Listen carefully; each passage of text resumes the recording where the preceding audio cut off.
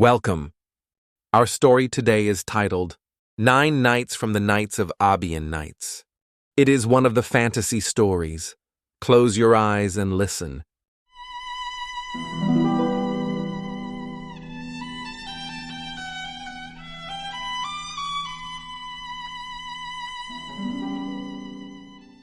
Once upon a time in a land far, far away, in the stillness of the night and the silence of the palace, where the shadows of candles dance on the walls, the tales of 1001 nights begin.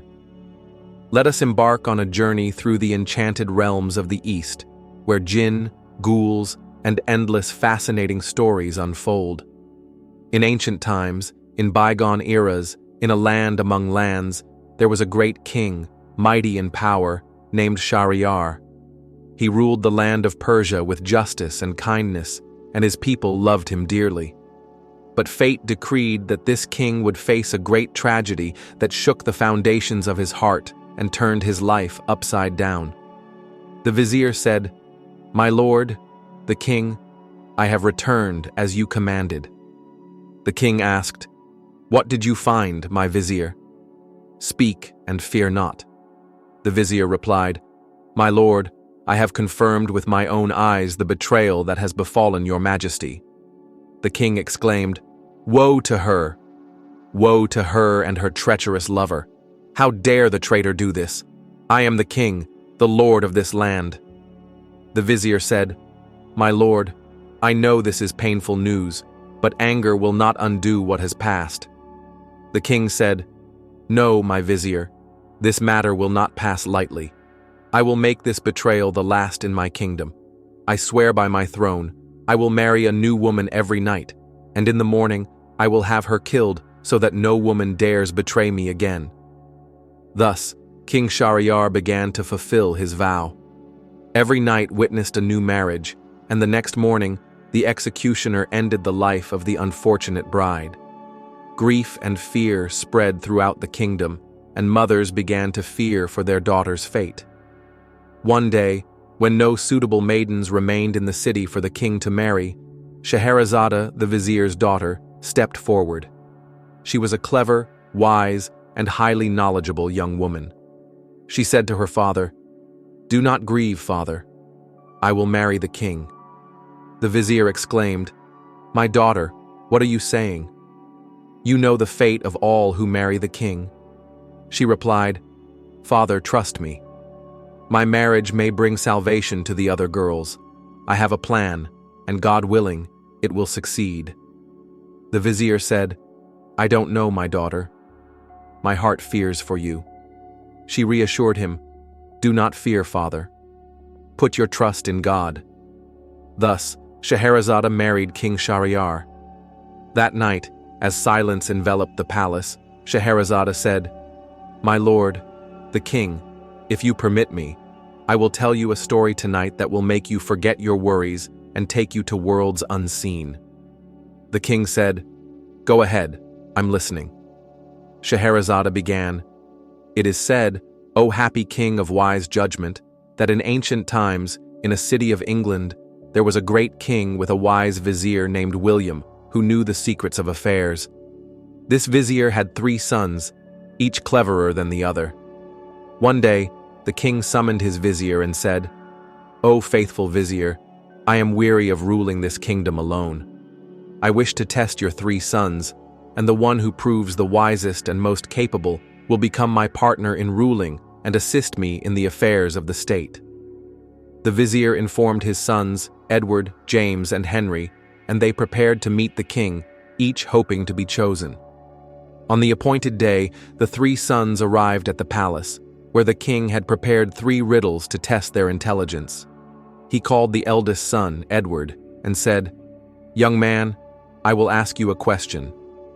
If you answer correctly, I will know you are wise.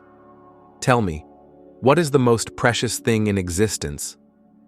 Edward thought carefully and said, 'My lord, the most precious thing is gold and wealth, for with them one can buy anything and fulfill all needs.' The king replied, 'You are partially correct, but your answer is not the most complete.' Then he called the second son, James, and asked, "Young man, what is the most precious thing in existence?" James answered, "My lord, I believe the most precious thing is health and well-being, for without them, one cannot enjoy anything." The king said, "You are close to the truth, but there is something even more precious." Then he turned to the youngest son, Henry, a quiet young man, and asked, "And you, young man, what is the most precious thing in existence?" Henry replied with confidence, "My lord, the most precious thing is time, for once it passes, it never returns. With time, lives are lived and deeds are accomplished. Gold can be replaced, and health may return with treatment, but time is more precious than all." The king was impressed by Henry's wisdom and said to the vizier, "What a great father you are! You have raised a wise son. This young man is the most deserving to be my partner in ruling." The king appointed Henry as his vizier and partner in ruling, and they ruled the land justly and prosperously. The king said, "Truly, this is a story of wisdom and lessons." Scheherazade replied, "My lord, in this story, there is a lesson for us all to value the worth of time and use it for what is beneficial." The king said, "Well done, Scheherazade. You have made me forget my sorrows with this beautiful tale. But the night is nearly over. What do you have for the next night?" Scheherazade said, "My lord, I have many, many tales that will take you to a new world each night. May I continue tomorrow night?" The king said, "Yes, Scheherazade, go ahead, but make sure your stories are not left incomplete." Scheherazade said, "That is my promise, my lord." And thus ended the first night of 1001 Nights.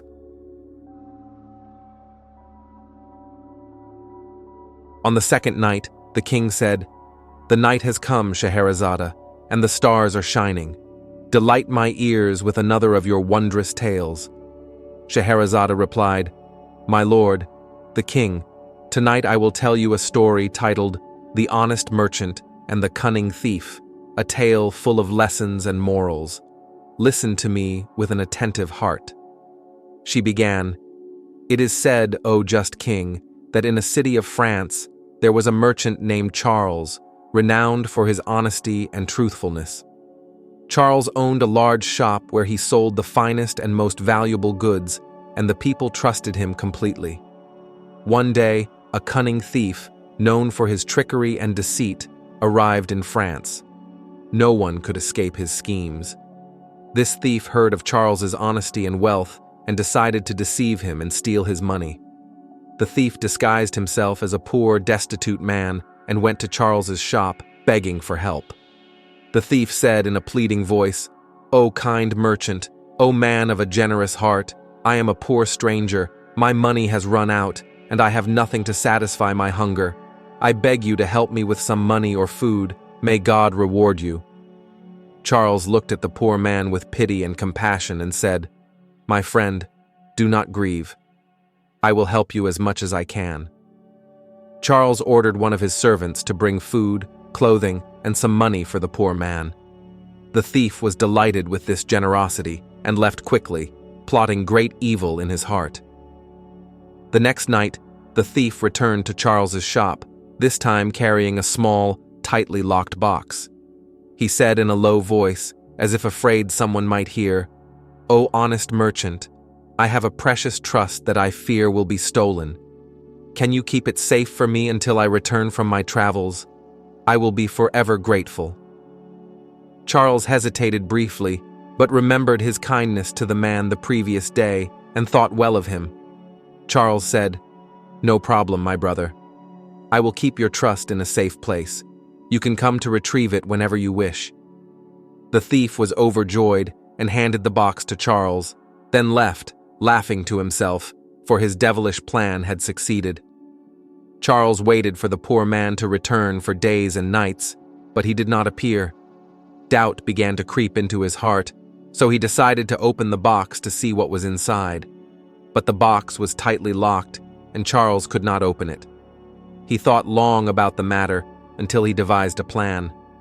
Charles brought a skilled carpenter and ordered him to make a box identical to the thief's, but slightly larger. Then Charles took the thief's original box and placed it inside the new box, filling the space between them with cotton and soft cloth. After a long time, the cunning thief returned to France and went straight to Charles's shop to retrieve his trust. He said confidently, "O merchant, I have returned from my travels and wish to take back the box I left with you." Charles, with a calm smile, said, "Welcome, my brother. I have kept your trust as you requested. Here is your box." The thief took the box, examined it closely, and said, "Yes, this is my box. Thank you for your honesty." The thief left with the large box and went to an isolated place to open it and steal its contents. But when he opened the box, he was shocked to find it empty except for a smaller box wrapped in cotton.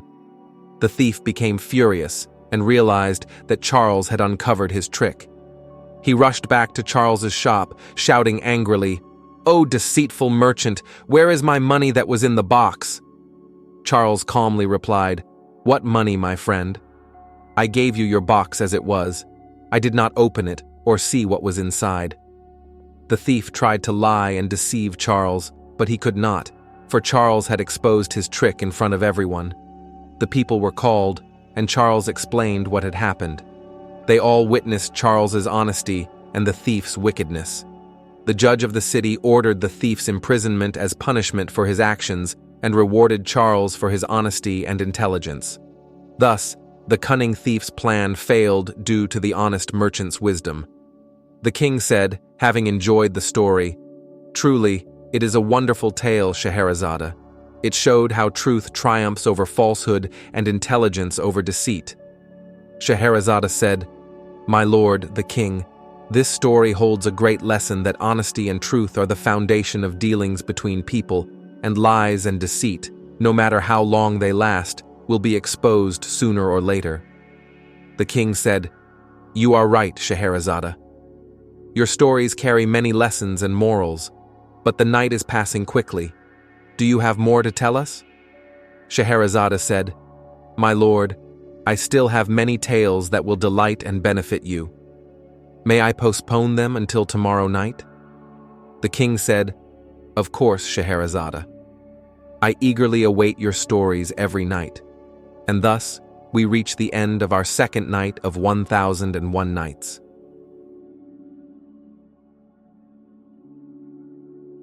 On the third night, the king said, "Another night has come, Scheherazade, and my heart longs for your endless tales. What do you have for us tonight?" Scheherazade replied, "My lord, the king, tonight I will tell you the story of the poor fisherman and the wondrous jinn, a tale full of marvels and surprises. Listen to me carefully." She began, "It is said, O mighty king, that in a coastal city of Spain lived a poor fisherman named Diego, who toiled daily to feed his family. He went out to the sea every day, spending long hours trying to earn his livelihood. One day, Diego cast his net several times but caught nothing. He persisted until he grew tired and weary. In his final attempt, Diego cast his net and prayed to God for abundant sustenance. After a while, he felt a great weight in the net and rejoiced, thinking he had caught a large fish. Diego pulled the net with great effort, and when he brought it out of the water, he found something strange he had never seen before. In the net was a brass jar, tightly sealed with a lead seal. Diego wondered about its contents and said to himself, "What is this strange jar, and why is it sealed this way? There must be something valuable inside." He tried to open the jar but could not, so he brought a sharp knife and managed to break the seal. As soon as Diego opened the jar, thick black smoke poured out, rising to the sky and blocking the horizon.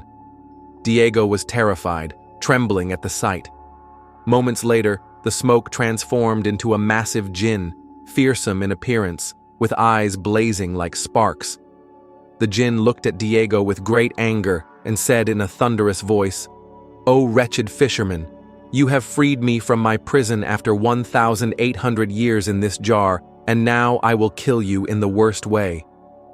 Diego was horrified by the jinn's words and tried to plead with him, saying in a trembling voice, "O Master Jinn, why do you want to kill me? I freed you from the jar and meant you no harm." The Jinn said, "This is your reward, you helpless man. I vowed to kill whoever frees me from this jar." Diego said, "But Master, why this vow? What is your story?" The Jinn said, "I will tell you my story, fisherman. I am one of the rebellious Jinn who defied the command of Solomon, son of David, peace be upon him.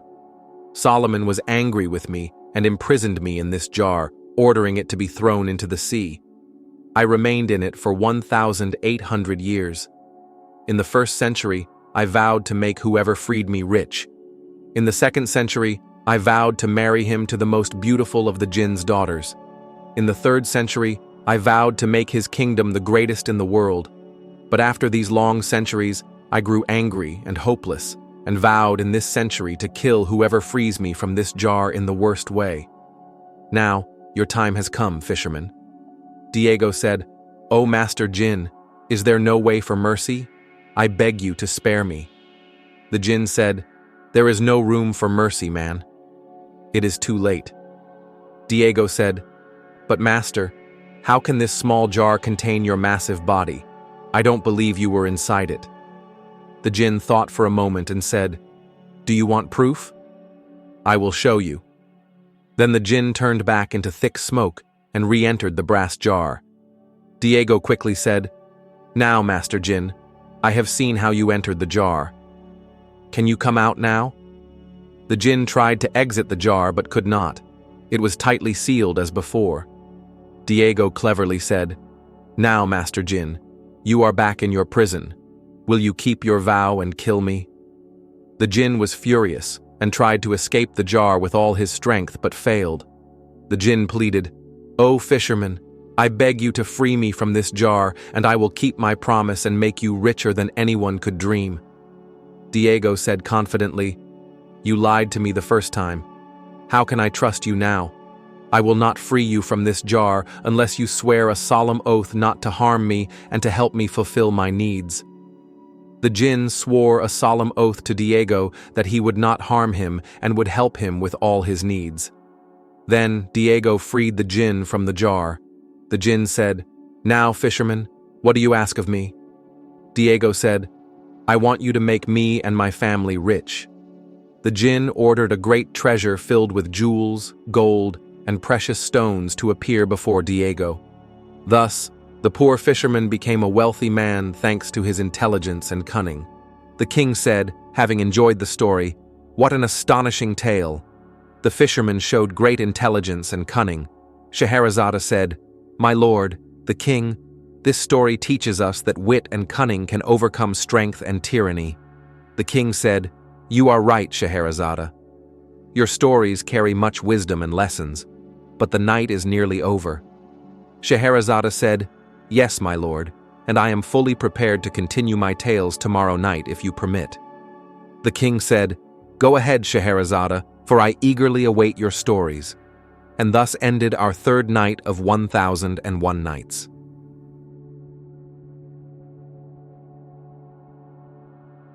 On the 4th night, the king said, "Scheherazade, another night has dawned, and I am eager to hear more of your tales. What will you share tonight?" Scheherazade replied, "My lord, the king, tonight I will tell you the story of Vizier Richard and his brother Thomas."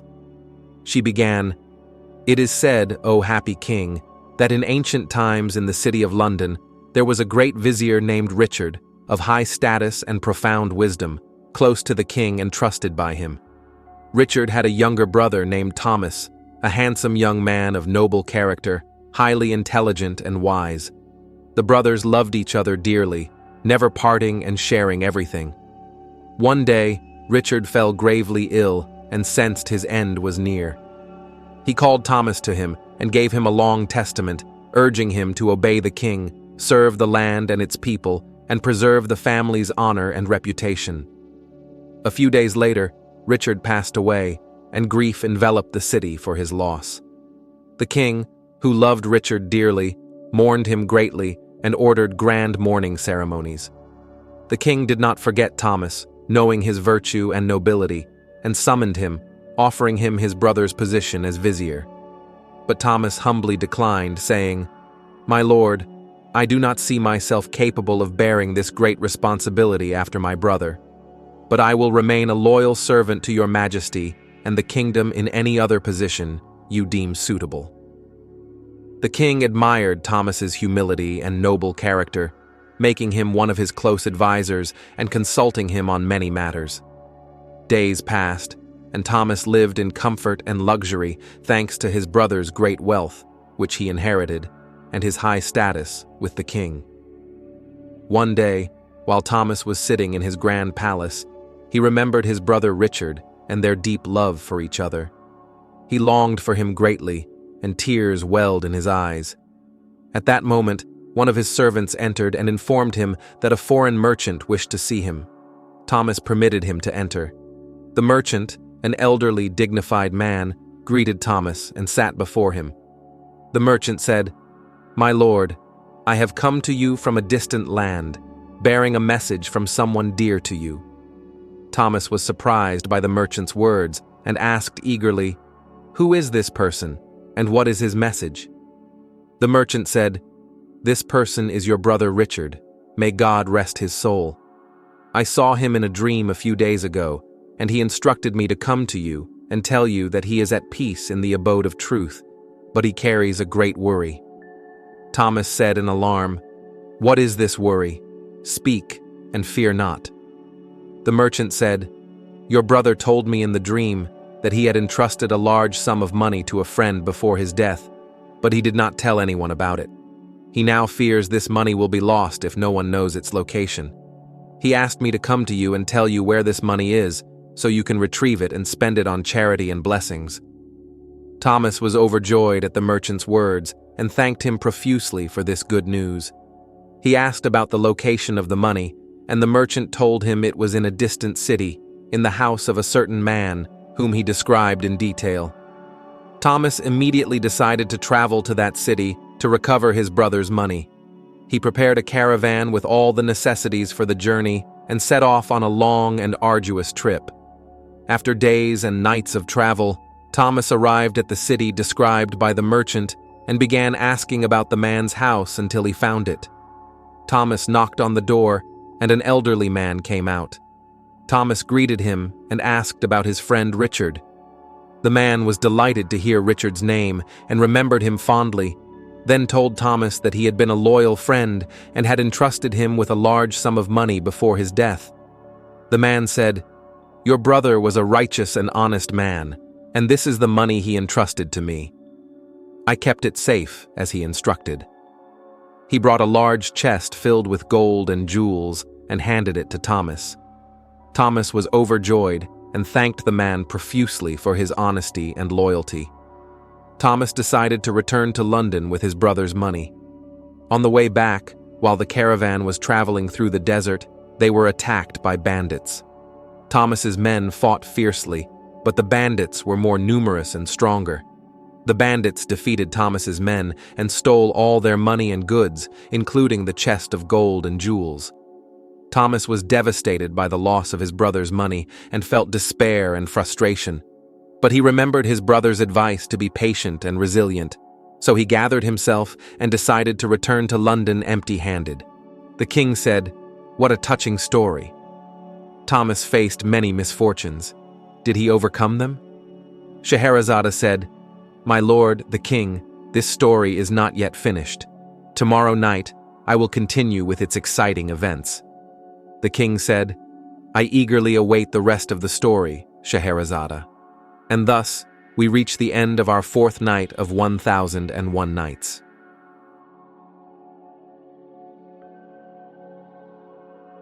On the fifth night, the king said, "Scheherazade, you left me in suspense. How will Thomas act after this calamity, and what is the fate of his brother's money?" Scheherazade replied, "My lord, the king, do not despair, for in every hardship lies a blessing. Listen to learn the rest of the story of Vizier Richard and his brother Thomas." Thomas returned to London, feeling great disappointment. How could he face his brother's memory after losing the money entrusted to him? He arrived at his palace, troubled and sad, and told his family what had happened on his journey. His family tried to console him, reminding him that sustenance is in God's hands and that what happened was fate. But Thomas felt deep bitterness for failing to fulfill his promise to his late brother. One day, while Thomas was sitting alone in his room, pondering his misfortune, an old servant who had worked in his brother Richard's palace entered. The servant said, "My Lord Thomas, I remembered something that might help you." Thomas raised his head and asked eagerly, "What is it, my friend? Speak quickly." The servant said, "My lord, before Vizier Richard's death, may God rest his soul, I saw him once enter an old cellar in the palace's basement, carrying a large chest. He stayed there for a long time, then left alone without the chest. He ordered me not to tell anyone about it." Thomas was surprised by the servant's words and asked, "Why didn't you tell me this before?" The servant said, "My lord, I forgot about it with the passage of time, and only remembered it when I saw your deep sorrow over the loss of the money." Thomas stood up quickly, took the servant with him, and headed to the palace's basement. He searched for the cellar described by the servant until he found it. The cellar was sealed with an old iron door. Thomas tried to open it but could not, so he brought tools and finally succeeded in opening the door. Thomas and the servant entered the cellar, lighting the place with torches. The cellar was dark, damp, and full of dust.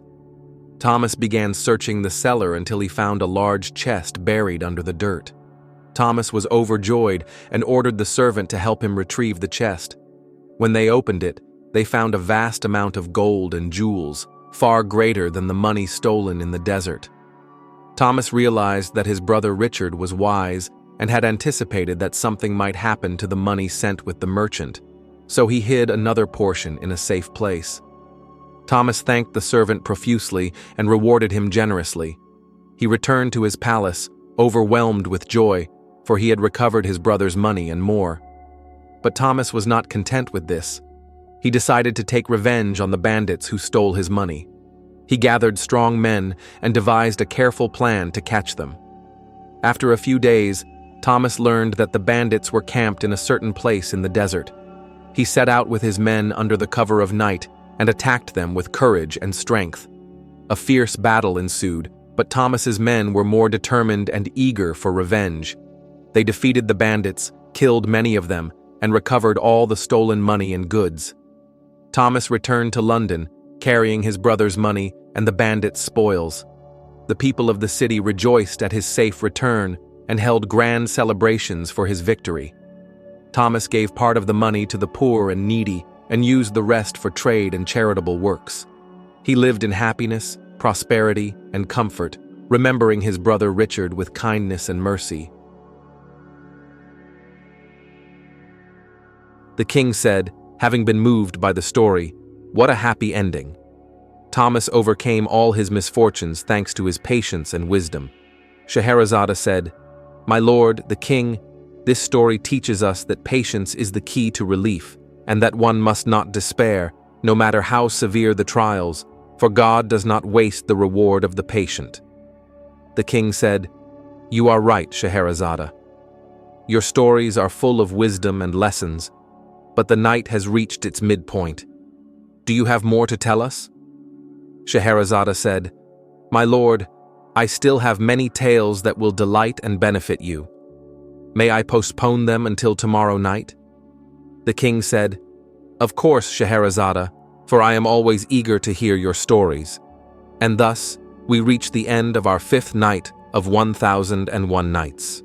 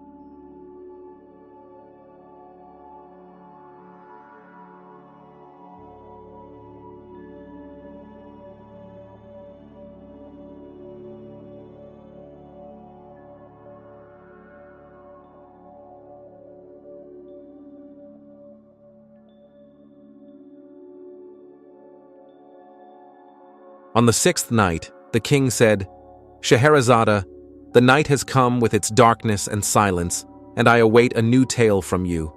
What will you surprise me with tonight?" Scheherazade replied, "My lord, the king, tonight I will tell you the story of the envious merchant and the three clever poor men, a story that teaches us the value of contentment and intelligence in facing envy. Listen to me with focus."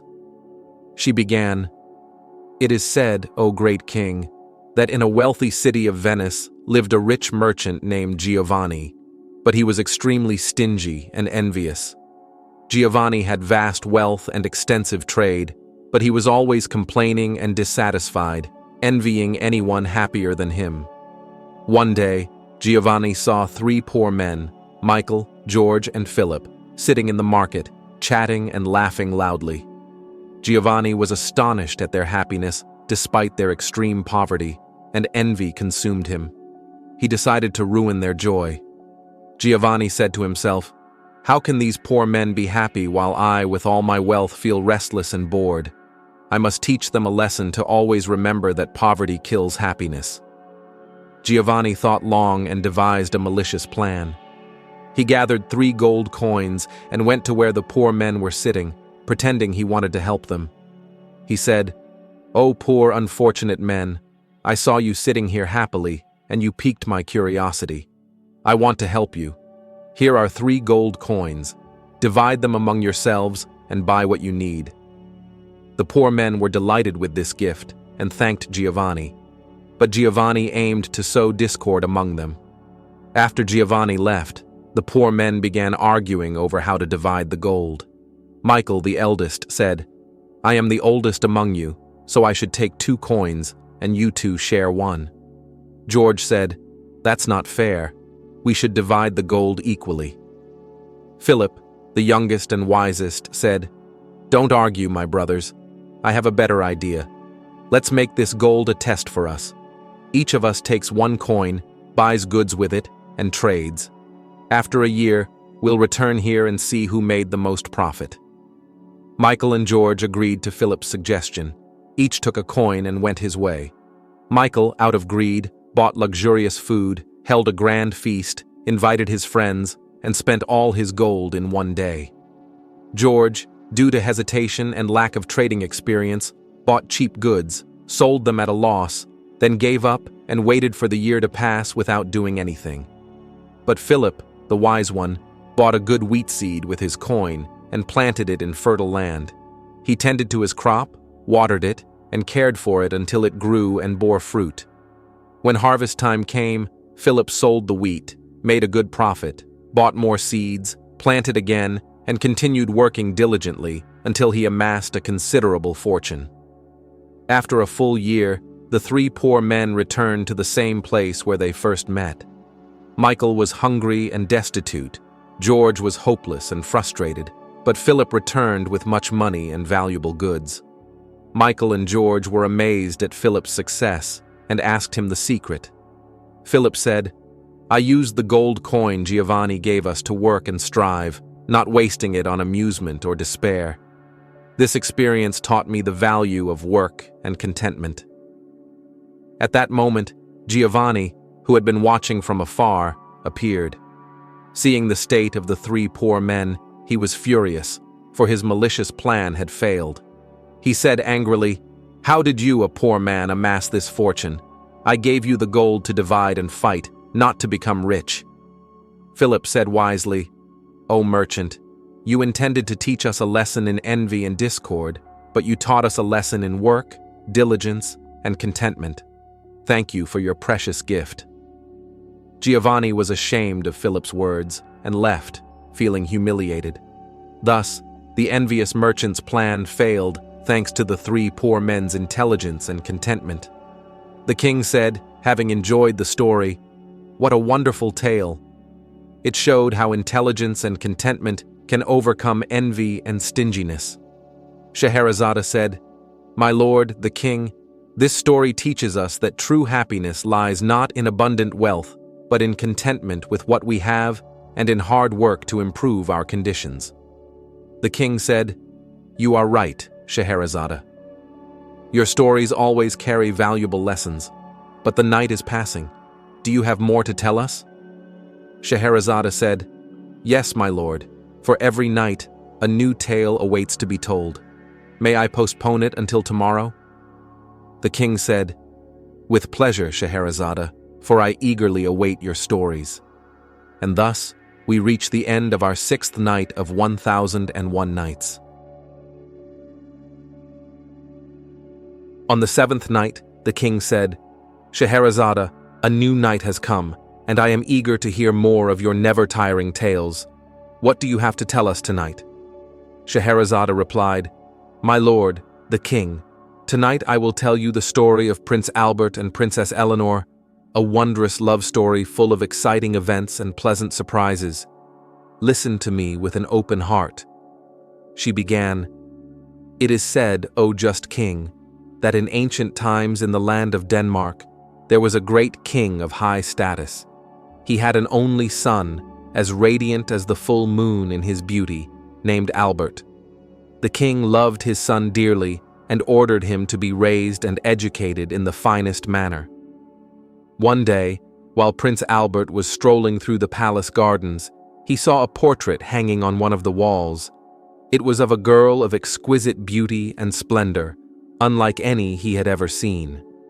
Albert asked about the owner of the portrait and was told she was Princess Eleanor, daughter of the King of Sweden. Prince Albert fell in love with Princess Eleanor at first sight and could not forget her for a moment. He fell gravely ill from this love, and no medicine could cure him. The king was deeply saddened for his son and summoned doctors and sages from every land, but they failed to heal him. One day, an old wise woman, renowned for her intelligence, visited Albert. She looked at him and knew the cause of his illness. She said to the king, "My lord, your son's illness has no cure except seeing Princess Eleanor." The king was delighted with her words and decided to send a message to the King of Sweden, requesting his daughter's hand for Prince Albert. The King of Sweden was pleased with the visit and request and ordered preparations for his daughter Eleanor's marriage. Meanwhile, in her palace in Sweden, Princess Eleanor was sad and depressed. She had seen Prince Albert in a dream and fallen in love with him at first sight, unable to forget him. She too fell ill from this love, and no treatment helped. When the envoy from Denmark arrived in Sweden and requested Eleanor's hand for Prince Albert, she was overjoyed, realizing her dream had come true. The marriage of Prince Albert and Princess Eleanor was celebrated in a legendary wedding attended by kings and princes from all lands. The prince and princess lived in happiness and bliss, and their love became legendary. But fate did not allow their happiness to last long. One day, Prince Albert went hunting, and in his absence, Princess Eleanor fell victim to a plot by a jealous maid. The maid slipped a sedative into Eleanor's drink, and when she drank it, she fell into a deep sleep. The wicked maid carried the sleeping princess, placed her in a chest, and threw it into the sea. When Prince Albert returned from hunting and could not find his wife, he went mad with grief and searched for her everywhere but found no trace. He remained sad and depressed, never stopping his search. After a long time, while wandering on the seashore, Albert saw a chest floating on the water. He ordered his soldiers to retrieve it, and when he opened it, he found his wife, Princess Eleanor, asleep inside. Albert was overjoyed at her return, but could not wake her. Then an old wise woman appeared and said, "My son, the princess is enchanted and will not wake unless you find the antidote to break the spell." Prince Albert set out on a long and arduous journey to find the magical antidote, facing many dangers and hardships, but never giving up. After years of searching, he finally found the antidote. He returned to his wife, gave her the remedy, and she awoke from her deep sleep, restored to life. The prince and princess rejoiced at their reunion and lived happily ever after. The king said, moved by the story, "What a wonderful love story." The prince and princess faced many hardships, but were reunited in the end. Scheherazade said, "My lord, the king, This story teaches us that true love overcomes all obstacles and that hope always exists, even in the hardest circumstances. The king said, "You are right, Scheherazade. Your stories instill hope and optimism in my heart, but the night is nearly over." Scheherazade said, "Yes, my lord, and as I promised, every night a new tale awaits to be told. May I postpone it until tomorrow?" The king said, "With pleasure, Scheherazade, for I am always eager to hear more." And thus, we reach the end of our 7th night of 1001 Nights. On the 8th night, the king said, "Scheherazade, another night has come, and I am eager to hear a new tale from your fascinating stories. What will you enchant my heart with tonight?" Scheherazade replied, "My lord, the king, tonight I will tell you the story of Sigmund the Sailor and his first voyage, a tale full of adventures, terrors, and wonders unseen and unheard of. Listen to me with attention and contemplation."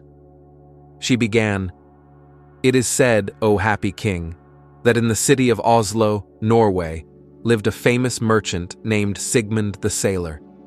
Sigmund was a wealthy man with vast wealth and extensive trade, but he loved travel and adventure more than anything else. Sigmund could not stay in one place for long, his soul always yearning to explore new worlds and see the wonders of distant lands. One day, Sigmund decided to embark on a new trading voyage. He prepared a large ship, filled it with the finest goods, hired a group of sturdy sailors, and set sail with them. The ship sailed for days and nights, with favorable winds and clear weather. But one day, a fierce storm arose, with waves rising like mountains and winds raging until the ship was nearly wrecked. The sailors fought the storm with all their strength, but the waves were stronger. The sails tore, and a large part of the ship was destroyed. Finally, the ship sank with all aboard, and only a few sailors survived, including Sigmund.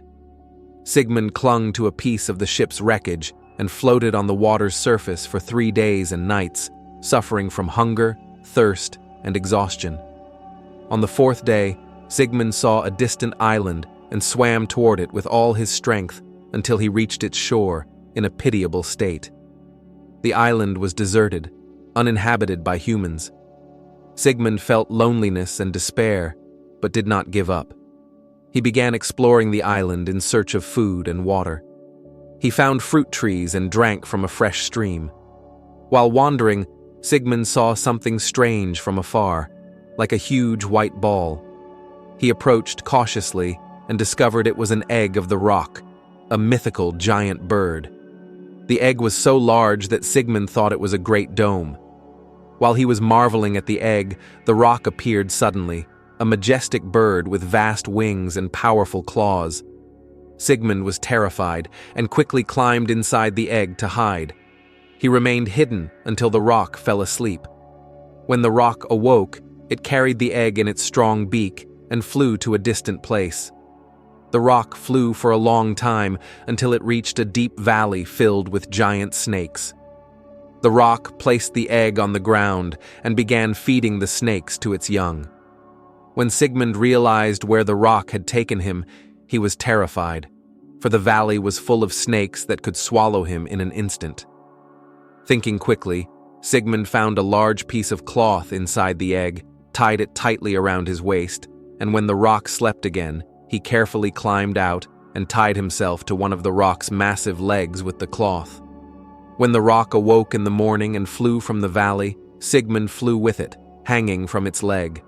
The rock flew until it reached another island and landed. Sigmund quickly untied himself and descended from the rock's leg, thanking God for his escape from this great danger. The island was inhabited, but the people spoke a strange language Sigmund did not understand. He befriended some merchants on the island, learned their language with their help, and discovered that the island was famous for sandalwood, oud, and amber. Sigmund was delighted and began trading with them, earning significant profits. After a while, Sigmund longed for his homeland, Oslo. He decided to return, hired a ship, and sailed back with much money and precious goods. After a long sea journey, Sigmund finally reached Oslo safely, with great wealth and thrilling tales of his adventures in distant seas to share with the people. The king said, having listened intently, "What an astonishing adventure!" Sigmund faced great terrors, but survived thanks to his courage and intelligence. Scheherazade said, "My lord, the king, this story teaches us that one must never despair and should face challenges with courage and determination, for fate may hold unexpected blessings." The king said, "You are right, Scheherazade. Your stories increase my knowledge and wisdom, but the night is nearly over."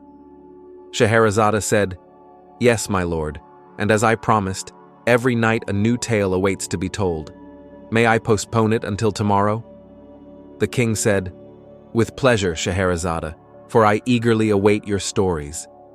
And thus, we reach the end of our 8th night of 1001 Nights. On the 9th night, the king said, "Scheherazade, another night has come, and I listen to you with constant eagerness. What will you amaze me with tonight from your wondrous tales?" Scheherazade replied, "My lord, the king, tonight I will tell you the story of the poor woodcutter of Florence and how he became rich thanks to the prayer of the oppressed, a story that teaches us the power of faith and justice in restoring rights. Listen to me with attention and contemplation." She began, "It is said, O just king, that in the city of Florence, Italy, lived a poor woodcutter named Antonio, who spent his days gathering wood from the forest and selling it in the market to feed his family. Antonio was a righteous, kind-hearted man, but he suffered from poverty and meager sustenance. One day, while working in the forest, Antonio cut down a large tree to take to the market. As he prepared to carry it, a strange man in luxurious clothes appeared, looking angry and distressed. The man said to Antonio, "You there, why did you cut this tree? It is mine, and I planted it with my own hands." Antonio was surprised and said, "My lord, I did not know this tree was yours. This forest is open to all, and I gather wood from it every day." The man said angrily, "It doesn't matter what you say. You cut my tree, and you will pay dearly for it." Antonio tried to plead with the man, but he was hard-hearted and merciless. The man insisted on taking Antonio to the city's judge to rule between them. The man and Antonio went to the judge of Florence. The judge listened to the man's complaint and Antonio's defense. Because the man was wealthy and influential, the judge sided with him and ordered Antonio to pay a large fine. Antonio was devastated by this unjust ruling, for he was poor and could not afford the fine. He pleaded with the judge for mercy, but the judge did not relent and ordered his imprisonment until he paid the fine. Antonio was wrongfully imprisoned, praying to God to grant him victory over his oppressor. One night in prison, Antonio saw in a dream a radiant-faced old man who said, "O oppressed man, do not grieve, for God will relieve your distress and grant you victory over those who wronged you. When you leave prison, go to a large orchard on the outskirts of the city. You will find an old cypress tree. Dig beneath it, and you will find a great treasure. This treasure is the sustenance God has destined for you." Antonio awoke from his dream feeling hopeful and optimistic. A few days later, some kind people paid the fine for him and secured his release. Antonio remembered his dream and went straight to the orchard described by the old man. He searched for the old cypress tree until he found it. Antonio began digging beneath the tree with all his strength, and after great effort, a large chest buried in the ground appeared. Antonio was overjoyed and opened the chest, finding a vast treasure of gold, jewels, and precious stones.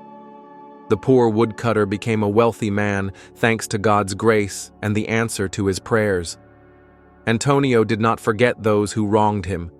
He went to the judge who had ruled against him unjustly and told him about his dream and the treasure he found. The judge was terrified, realizing God had granted victory to the oppressed. He ordered the man who claimed the tree to be summoned.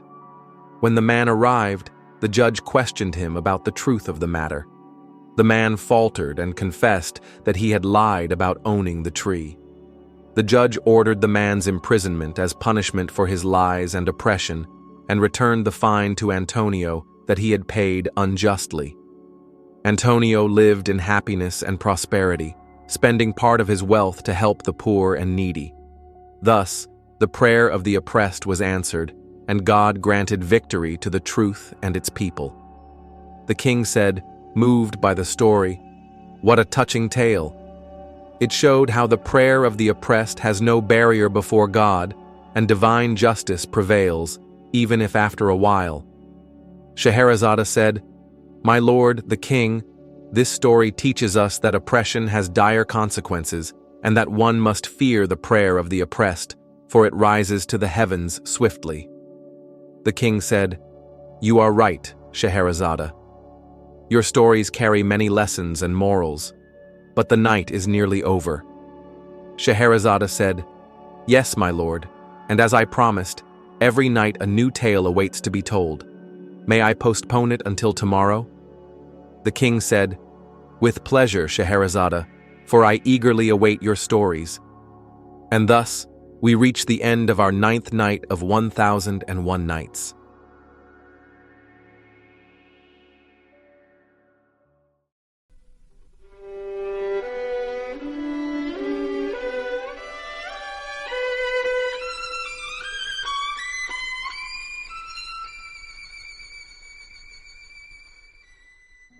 And here the story ends. Follow more stories on the Eastern Nights channel. If you like the story, don't forget to like and subscribe to the channel to receive all new updates, and let us know your opinion in the comments.